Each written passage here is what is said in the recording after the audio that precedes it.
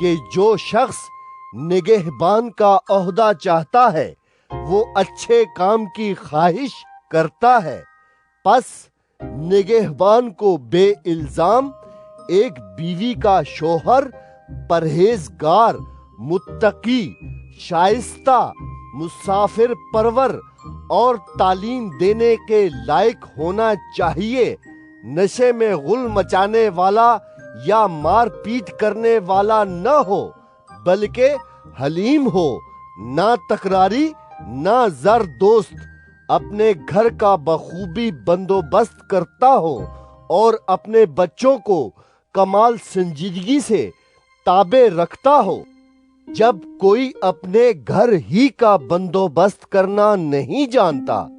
تو خدا کی کلیسیا کی خبرگیری کیوں کرے گا؟ نو مرید نہ ہو تاکہ تکبر کر کے کہیں ابلیس کی سی سزا نہ پائے،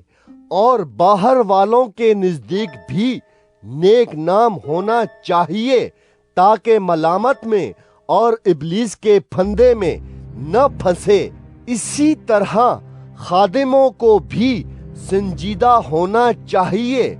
دو زبان اور شرابی اور ناجائز نفع کے لالچی نہ ہوں، اور ایمان کے بھید کو پاک دل میں حفاظت سے رکھیں، اور یہ بھی پہلے آزمائے جائیں، اس کے بعد اگر